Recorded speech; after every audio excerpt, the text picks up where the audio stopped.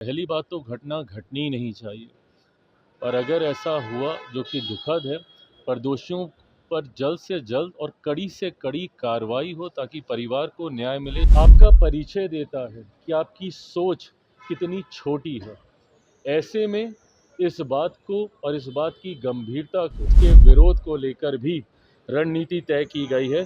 कोई मेरे नेता के बारे में इतने हल्के से बोल के निकल जाए और वो सोचे कि इस पे प्रतिक्रिया नहीं आएगी, तो वो गलतफहमी में है। बिहार की राजनीति में जहां एक और सवाल आज भी बिहार की बेटियों की सुरक्षा के लिए उठ रहे हैं, तो ऐसे में चिराग पासवान का बड़ा बयान सामने आया है। वही चिराग पासवान अपने नेता की बेइज्जती पर भी काफी भड़क उठे हैं और क्या कुछ कहते नजर आए हैं, सब आपको इस रिपोर्ट में सुनाएंगे। आप देख रहे हैं नब्ज बिहार।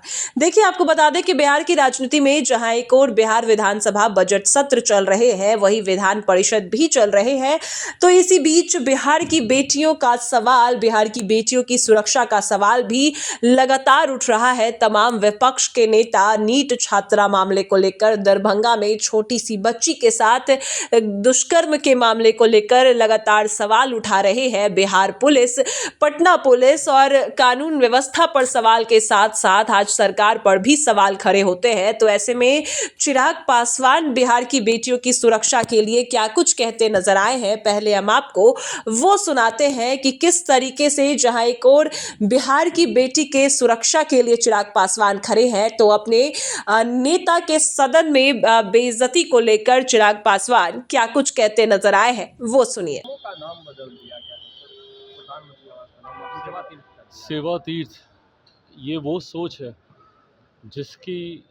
जिसके साथ मेरे प्रधानमंत्री ने पिछले 11 साल देश का प्रधान सेवक बनकर देश और देशवासियों की सेवा करने का कार्य किया। सेवा तीर्थ के साथ साथ कर्तव्य भवन का भी उद्घाटन किया गया है। ये कर्तव्य भवन निरंतरता में अधिकारियों को, कर्मचारियों को याद दिलाने की सोच है कि किस कर्तव्य भावना के साथ उनको जनता की सेवा करनी है। नागरिक देवो भव, इस सोच को हम लोग को आगे लेकर जाना है। अधिकार से नहीं, कर्तव्य भावना से हम लोग कार्य करें, इस सोच के साथ मुझे लगता है इसका निर्माण किया गया है। एक खूबसूरत परिसर, एक ऐसा परिसर जो स्वतंत्रता के बाद पहली बार देश के अपने बने हुए कार्यालय में, इससे पहले साउथ ब्लॉक में जब ये सारी व्यवस्था थी, ये उस समय की याद दिलाता है जब आज़ादी से पहले देश गुलामी से जूझ रहा था। पर आज जब हम लोग इस नए परिसर में गए हैं, भारत और कितना सशक्त हुआ है, ये उसका भी परिचय देता है। प्रधानमंत्री नरेंद्र मोदी गुवाहाटी दौरे पर थे। उन्होंने अपने भाषण में कहा कि आज का भारत दुश्मनों के घर में घुस रहा है। ये बिल्कुल सही बात है, और आज के भारत में वो ताकत है, वो क्षमता है। देखिए, विपक्ष लाख बातें कहे, अलग अलग तरीके के भ्रम फैलाने का कार्य करे, पर हकीकत है आज की तारीख में देश दुनिया में जिस तरीके से भारतीयों का मान सम्मान बढ़ा है, आज इतनी विपरीत परिस्थितियां होने के बावजूद बजट पे आप सवाल तो उठा देते हैं, तुरंत आप बोल देते हैं कि भैया हमारी डेड इकोनॉमी है, पर इतनी विपरीत परिस्थितियां होने के बावजूद आज भारत सबसे तेज़ी से बढ़ती हुई अर्थव्यवस्था है। इसका मतलब कहीं ना कहीं सही फैसले सरकार के द्वारा लिए गए हैं, जिसने ना सिर्फ भारत को आज की तारीख में सशक्त किया है आर्थिक तौर पर, सामाजिक तौर पर, बल्कि आज जिस तरीके से ट्रेड एग्रीमेंट्स हो रहे हैं अलग अलग देशों के साथ, एफटीएज हों या यूएस के साथ जो ट्रेड एग्रीमेंट हुआ है, ईयू के साथ जिसको मदर ऑफ ऑल डील्स कहा जाता है, ईयू के साथ ट्रेड एग्रीमेंट होना, एफटीए होना, सिर्फ ट्रेड एग्रीमेंट ही नहीं, फ्री ट्रेड एग्रीमेंट होना, एक साथ 27 देशों के साथ आपने एग्रीमेंट किया है। तो आज विश्व अपने बाज़ारों को खोल रहा है भारतीय पदार्थों के लिए, और ये अपने में किसी भी देश के लिए उसकी अर्थव्यवस्था को मजबूती देने के लिए उस देश का एक्सपोर्ट का मजबूत होना ज़रूरी है, उसमें इजाफा होना ज़रूरी है। और आज जब वैश्विक इतने बाज़ार भारत के लिए खोल दिए गए हैं, तो मैं मानता हूँ कि ये सरकार की काबिलियत है। विपक्ष भले लाख भ्रम फैलाने का प्रयास करे, पर आज भारत में इतनी ताकत है कि वो दुनिया के सामने आंख से आंख मिलाकर अपने आप को मजबूत स्थिति में स्थापित करने का कार्य कर वंदे सकते हैं। मातरम को लेकर के कई मुस्लिम संगठन ने आपत्ति जाहिर की है, कहा है कि हम पर ये थोपा जा रहा है, हम लोग सुप्रीम कोर्ट जाएंगे। थोपने की बात नहीं है, देश से प्रेम करने को आप थोपना कैसे कह सकते हैं।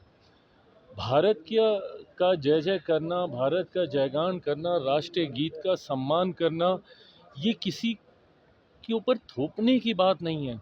ये एक नैतिक जिम्मेदारी है, ये कर्तव्य है आपका आपके देश के प्रति। जिस देश ने आपको सब कुछ दिया, रहना खाना, जिसकी वजह से आज आपकी पहचान है, आज दुनिया में लोग आपको भारतीय मानते हैं पहले, उसके बाद आपका धर्म है। मैं नहीं मानता कि इसमें किसी भी तरीके के विवाद की कोई गुंजाइश है, बल्कि गृह मंत्रालय के द्वारा लिया गया ये एक ऐसा खूबसूरत फैसला है जिसने सही मायनों में एक लंबे समय के बाद राष्ट्रगीत को जो सम्मान मिलना चाहिए था वो देने का काम बिहार किया। में लॉ एंड ऑर्डर एक बार फिर से सवालों के घेरे में है। दरभंगा में 6 वर्ष की बच्ची के साथ रेप, कोचिंग की छत से एक बच्ची को फेंक दिया नहीं, ये गया। चिंता की बात है। इस तरीके से कुछ घटनाएं हाल फिलहाल के दिनों में पुनः सामने आई हैं। लगातार मैं, मेरी पार्टी, गृह विभाग, गृह मंत्री जी के संपर्क में भी हैं हम लोग, और इस बात को सुनिश्चित किया जा रहा है।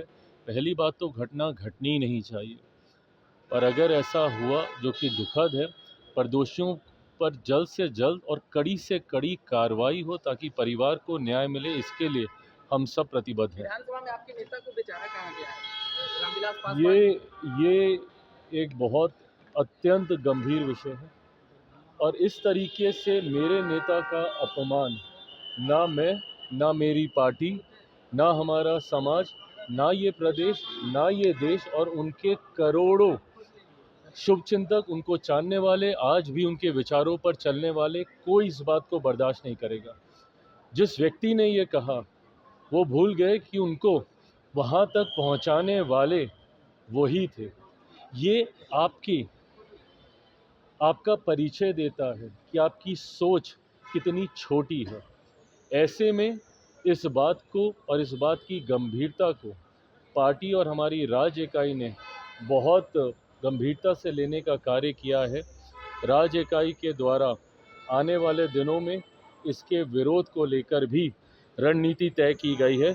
कोई मेरे नेता के बारे में इतने हल्के से बोल के निकल जाए और वो सोचे कि इस पे प्रतिक्रिया नहीं आएगी, तो वो गलतफहमी में है। आने वाले दिनों में इसके लिए उनको माफ़ी मांगनी होगी।